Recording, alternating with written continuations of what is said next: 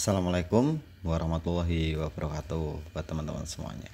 Nah, di kesempatan kali ini masih bersama saya Agus Duyanto dalam kegiatan analisis data atau pembelajaran tentang penelitian. Nah, tema kali ini yaitu tentang pembahasan di bagaimana cara membuat proposal bab 1, 2, 3 dan metodenya seperti apa. Yaitu tema kali ini kita merujuk pada tingkat ilmu kesehatan di sini ya. Itu contoh kasusnya nanti kita di kesehatan. Nah, buat teman-teman semuanya jangan lupa dipersiapkan laptop catatan tulisan yang kiranya manfaat, disiapkan. Jangan lupa kalau yang suka ngopi ya nyiapin kopi sambil nonton videonya. Cukup ada laptop, ada HP, laptopnya buat nyatet, HP-nya buat nonton, bisa. Yang penting yang manfaat, itu yang pertama. Dan jangan lupa namanya mau tugas akhir ya ibadahnya juga gitu. Nah, yang terpenting yaitu ketika kalian mau pembelajaran proposal, nggak ada istilahnya skip video, itu nggak ada. Tapi ya terserah kalian. Kalau jika manfaat ya di like, subscribe, share ke teman-teman kalian. Proposal ini cukup mudah dan bisa kalian implementasikan dalam kegiatan tugas akhir kalian. Nah, ini khusus untuk yang kesehatan. Ini ada kesehatan masyarakat, ada gizi, dan juga ada keperawatan, bidan juga ada nanti ya buat teman-teman semuanya. Nah, dalam proses kali ini yaitu kita lihat layar di sini. Nah, lihat layar di sini yaitu langsung saja buat teman-teman semuanya perlu dipahami membuat proposal skripsi dengan literasi, artikel, jurnal, contoh kasus skripsi kesehatan. Nah, pertama yaitu temanya. Nah, karena di sini nggak ada contoh dulu, ini langsung kita membuat, tapi di sini tuh temanya apa? Misalkan tema kalian gizi ya, misalkan gitu ya, di sini ditulis gizi. Itu misalkan ini temanya keperawatan. Ya udah di sini ditulis keperawatan, dicatat dulu. Ini sebelum masuk ke proposal. Ini cara menganalisa apa sih yang tepat ketika proposal itu tepat, pasti di ACC. Buat teman-teman semua kayak gitu. Nah, judulnya apa? Nah, temanya kan keperawatan, untuk keperawatan tentang apa? Misalkan tentang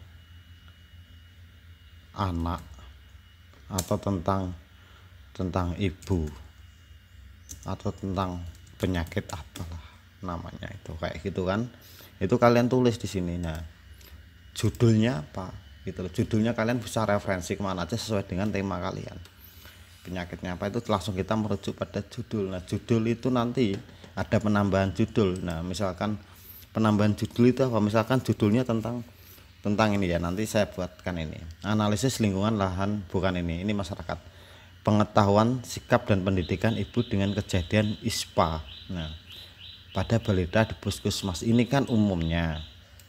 Nah, yang lebih spesifiknya apa? Lebih spesifiknya yaitu misalkan di kota kalian, kota, kecamatan yang kalian alokasikan penelitian atau objek penelitiannya dengan melihat hasil data kayak gitu. Alasannya apa? Alasannya yaitu kalian lihat infonya gini loh, seperti itu. Nah, alasan kalian dengan judul ini apa? Alasannya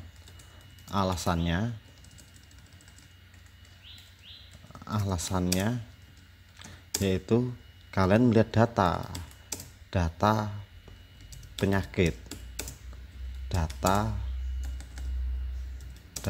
anak,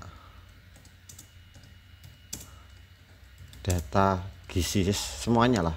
Semuanya itu kalian lihat semuanya pada data BPS atau data di rumah sakit atau kesehatan di daerah kalian yang kalian ingin teliti kayak gitu.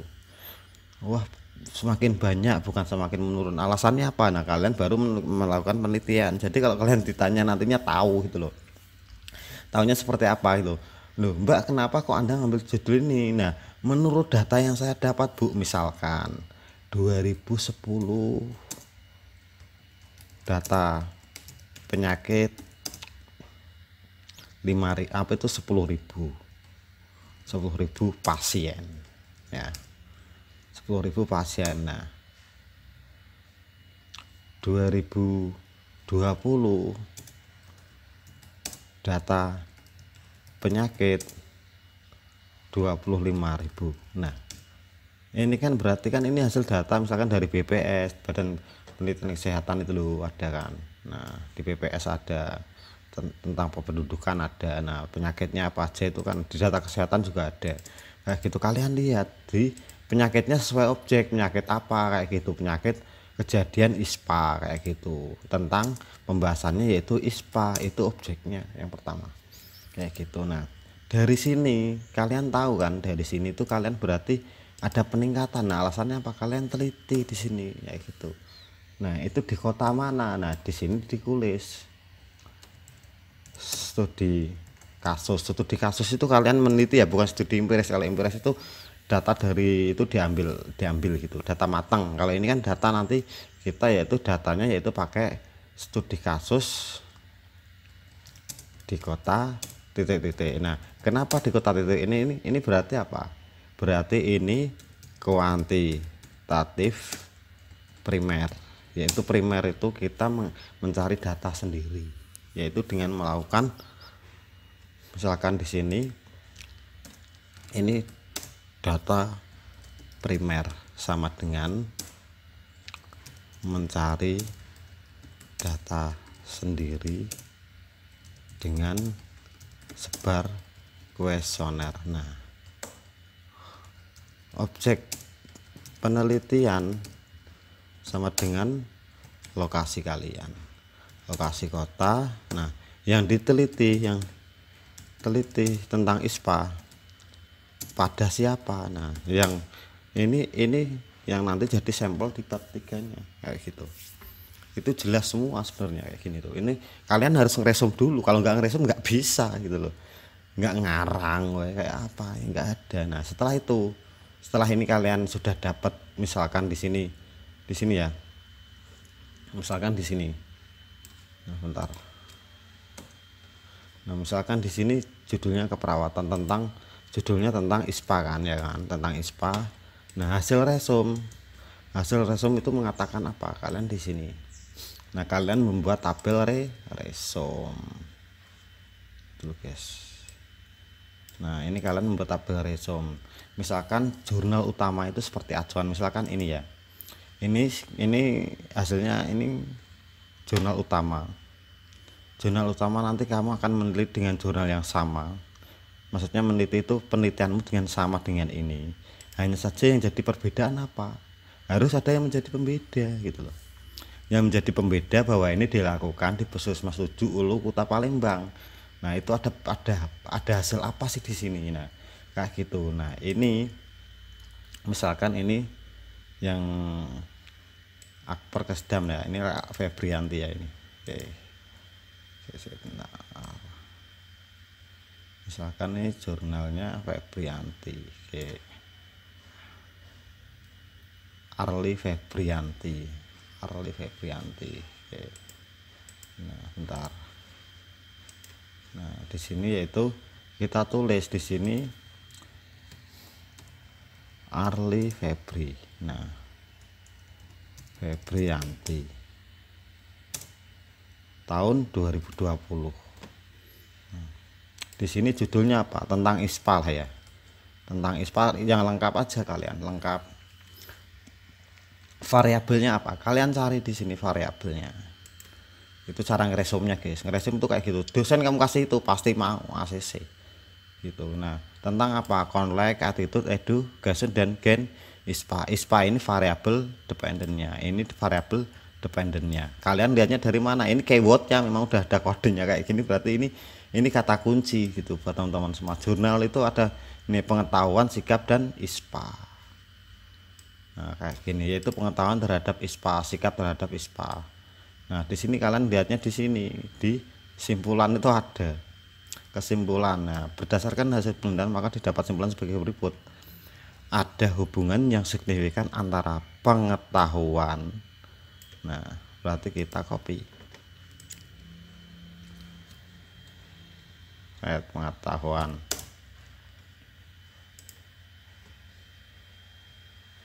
antara sikap sikap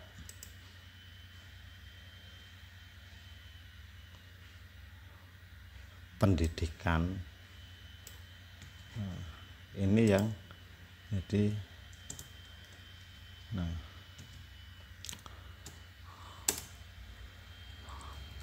terhadap ISPA ya, benar gak sih? Nah seperti ini udah. Nah yang kedua ini jurnal pendukung kalian cari jurnal yang sama seperti ini, judulnya sama, beda tempat gitu. Nah variabelnya itu kalian teliti, misalkan ada di sini ada 4 variabel ya, 4 variabel ya udah 4 gitu loh. Di sini ada 2 terhadap Y, itu ada 3 terhadap Y. Ya udah kalian kumpulin di sini, ini buat pendukung kalian kayak gitu. Alat ujinya apa? Bisa SPSS. Di sini ada yang pakai EVIUS, ada yang pakai SPSS, Smart PLS. Nah kayak gitu. Hasilnya apa? Hasilnya signifikan gitu, semua sig. Nah di sini misalkan 4 ya, 3 sig, 1 tidak signifikan. Nah signifikan, berarti kan misalkan di sini ada perbedaan ya, karena apa? Nah dari hasil perbedaan pada analisa resume jurnal, nah di sini maka saya akan meneliti pada lokasi yang berbeda, yaitu lokasinya di mana guys? Nah lokasinya di sini tadi gitu loh. Nah hasil resume ada perbedaan meskipun, nah hasil resume itu ada perbedaan, itu bisa tempat, hasil penelitian terdahulu ya, Nah kayak gini tuh nanti kalian dipertanyakan sama dosping kalian. Nah apa yang menjadi perbedaan? Nah perbedaan nanti yaitu ada dari hasil resume. Nah jurnal utama itu mengatakan signifikan. Nah misalkan ini ada 3 variabel, ada yang sama, misalkan di sini ada yang sama ya, di sini ada 3 var sama dengan jurnal utama, tapi hasilnya beda. Nah kalian untuk mengetahui perbedaan dan kesamaannya itu di apa? Nah ini masalahnya di sini. Nah itu namanya kita mencari masalah. Nah kayak gitu.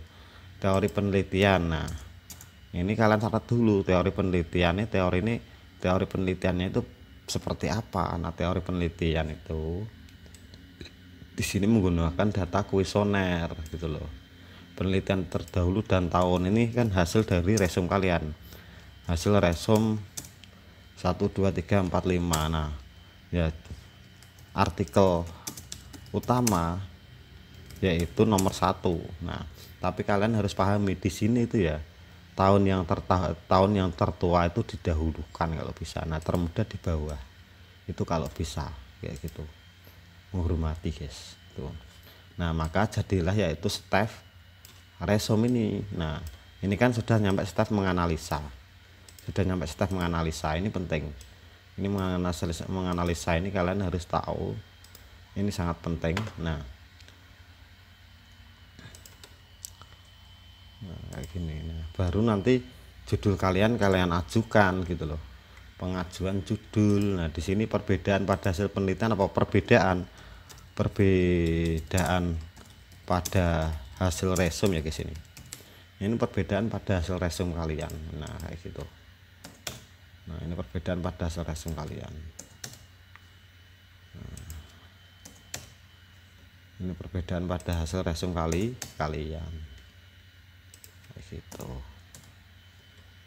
Ini hasil perbedaannya ada ya. Nah ini hasil perbedaan pengembangan teori Anda meneliti. Nah kalian di sini kalian ingin ngembangin nggak gitu loh. Misalkan kan ini tadi kan gini, di artikel ini yaitu pengetahuan sikap pendidikan ibu dengan kejadian ISPA kan. Nah, kayaknya ada yang salah guys, yang ini loh. Nah, ISPA bener ya? Nah, yang mana yang salah tadi ya? Oh ini loh, ini ISPA ya Allah. Nah ISPA, nah kalian perlu kalian ketahui itu di sini ya.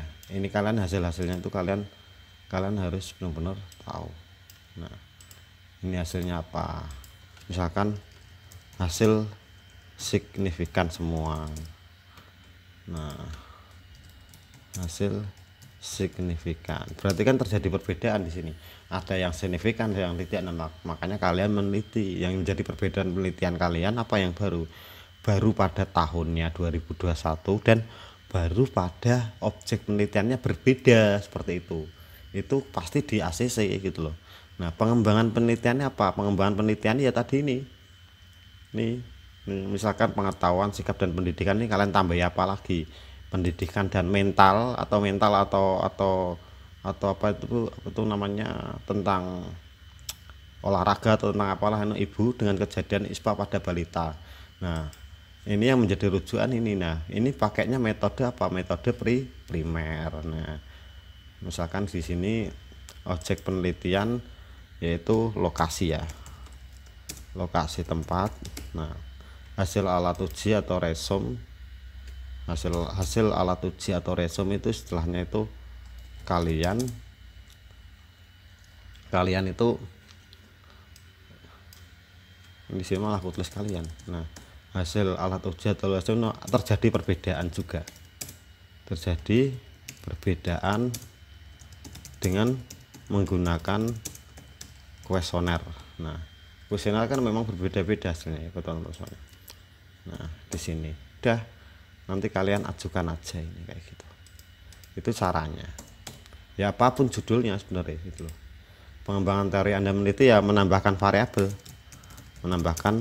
variabel, misalkan tadi menambahkan variabel sama dengan tadi kan sikap pendidikan. Nah terus apa lagi tadi, nah sikap pendidikan pengetahuan kan. Nah pengetahuan, nah kalian tinggal tambahin aja di sini. Nah kayak gitu, ini caranya. Jadi yang pertama kalian itu temanya apa, download jurnal utama atau jurnal itu sekumpulan artikel kan. Nah, artikelnya yang utama yang sudah publish. Nah ini belum udah publish ya ini guys buat teman-teman. Jurnal Kesehatan Selmakers Perdana ISSN online ISSN 2615 ini udah bagus ini kayak gitu. Nah ini itu buat nanti jurnal utamanya kalian ingin meneliti hal seperti ini yang sama, perbedaannya pada lokasinya, pada variabelnya, banyak perbedaannya gitu, nggak usah ribet, nggak usah bingung. Nah pendukungnya apa, di sini banyak, kalian nyari pendukung di sini juga ada ini. Nah ini kan ini semuanya kan pendukungnya semua ini kayak gini. Nah gitu. Nah di sini kalian cari ini pakainya apa ya, pakai data. Kalau kuantitatif sekunder itu pakainya data hasil matang dari hasil apa itu di lapangan yang sudah kita ambil. Nah sedangkan kalau primer itu data yang kita buat dari kuesioner. Nah kayak gini nih kita di sini ada. Nah di sini ini bab 2 itu kalian tambahin kayak gini, menurut Wurjono ISPA itu apa, ini di bab 2 nanti ini ada kayak gini. Nah seperti itu. Nah kayak gini kalian cari di sini. Nah ya di sini ya analisa di data bivariat dan penelitian ini untuk mengetahui hubungan antara variabel, yaitu variabel dependen kejadian ISPA dengan variabel independen pengetahuan sikap dan pendidikan. Nah kejadian ISPA itu seperti apa, itu kan banyak datanya, dibalik juga bisa independennya kayak gitu. Nah yang menunjukkan di sini yaitu pakainya di sini. Nah sampel adalah anggota populasi yang dianggap mewakili seluruh populasi. Pengambilan sampel dilakukan dengan metode sampel non probability sampling, yaitu dengan sampling di mana seluruh populasi diambil sebagai sampel penelitian. Sampel dalam penelitian ini adalah semua responden. Nah responden itu ya kita ngambil responden yang datang ke ini kan puskesmas 7 Ulu kan. Nah kalian puskesmas mana, udah di situ aja diambil diambil apa itu hasil datanya kayak gitu, itu juga bisa. Nah, penelitian ini adalah semua responden datang ke puskesmas. Kalian lihat di penyebaran kuesioner ya bisa di puskesmas, atau kalian ngambil data dari situ bisa. Ada 2, primer sekunder, itu aja, nggak ribet kan. Nah, kalian hasilnya ini pakainya pakai statistik deskriptif ini SPSS, itu biasa bisa juga. Nah, ini yaitu Desember 2020 Januari 2020 selama 2 minggu sebanyak 30 responden. Ya 30 responden ya udah gitu. Insulinnya ibu yang bawa. Nah, ini contohnya. Contohnya itu gini. Penelitiannya itu dia nyebar kuesioner yaitu 30 orang. Nah, kriteria ibunya seperti ini. Ibunya membawa anak berobat dengan usia 1,5, ibu yang mampu berkomunikasi, membaca dan menulis, ibu yang tersedia menjadi responden. Sumber data penelitian ini adalah rekam medik, puskesmas, dan observasi langsung pada ibu yang berkunjung dengan membawa balita yang menderita ISPA. Ini kalian catat di sini kayak gini. Sama penyakit apapun sama nanti itu hasilnya kayak gini. Itu aja, nggak usah ribet penelitian. Yang penting lulus kayak gitu. Nah, seperti itu. Ya, jadi buat teman-teman dipahami lagi. Pokoknya ini kalian pertama itu misalkan saya punya tema konsep tentang ISPA. Ya udah, kalian temanya ISPA. Nah, ISPA di mana? Judulnya apa? Kalian cari jurnalnya seperti ini. Jurnalnya seperti ini. Ini namanya resum ya, sih. Namanya resum. Nah, kalau sudah baru ajukan judul. Nah, kalau sudah judul baru proses proposal. Gitu loh, guys. Nah, di sini sudah saya jelaskan temanya tentang keperawatan anak ibu tentang temanya itu tentang keperawatan, tentang bisa tentang anak, tentang ibu, tentang penyakit. Nah, penyakitnya sama dengan tadi ISPA. Nah, judulnya makanya tentang ISPA di sini. Nah, di sini ada ISPA. Nah, kayak gini. Hasil resum ada perbedaan tempat hasil penelitian terdahulu, ada perbedaan dari variabelnya. Nah, kayak gitu. Teori penelitiannya yaitu ada Sugiono itu 6 tadi yang ini ya, guys. Teori penelitiannya itu menggunakan teorinya ini ada. Nah, di sini ini teori-teori semua ini. Ini di bab 2 harusnya nanti ya buat teman-teman semuanya. Ini dengan menggunakan teori sekunder, primer, kuesioner, penelitian terus dan tahun hasil resumnya yaitu. Nah, ini hasil resumnya. Misalkan hasil resum itu ya 1 2 3 4 5 ada perbedaan apa, itu menganalisa. Perbedaan pada hasil yaitu perbedaan ini tadi dijelaskan semuanya. Itu dijelaskan. Penjelasan hasil. Nah, gitu. Pengembangan teori Anda meneliti pengembangannya apa? Menambahkan variabel atau apa pengetahuan itu kalau kalian pengen mengembangkan teori kalian. Objek penelitian lokasi tempat pada tadi puskesmas tadi. Nah, kayak gini. Hasil laboratorium terjadi perbedaan dengan menggunakan kuesioner dan alat uji SPSS sembarang lah kayak gini. Nah, kayak gitu. Nah, ini hasil resum kalian itu nanti bisa kalian buat tabel di ini hasil kalian itu nanti kalau bisa ditambahi lagi. Di sini ada 8 atau 9 gitu, ditambahkan ke bab 2 yaitu untuk data penelitian terdahulu kayak gitu. Jadi kayak gitu. Seperti itu ya buat teman-teman semuanya. Jadi saya rasa kayaknya cukup untuk pembahasan kali ini. Ini permintaan dari teman-teman, sudah saya wujudkan cara membuat proposal yang mudah tentang keperawatan ya. Ini tentang kesehatan keperawatan. Jadi caranya bagaimana kalian aplikasikan, karena penjelasan saya misalkan terlalu cepat ya kalian pelan-pelan dihituin lagi ya, kiranya manfaat ya dibantu like, bikin subscribe biar manfaat ilmunya. Nah, itu mungkin dari saya rasanya cukup. Saya Agus Duyanto mengucapkan banyak terima kasih sudah mau menonton sampai selesai. Gunanya ilmu itu ketika kalian mau mengamalkan. Kalau kalian nggak amalkan juga percumanya, itu yang penting. Sama ibadahnya. Dari saya ya cukup. Wassalamualaikum warahmatullahi wabarakatuh.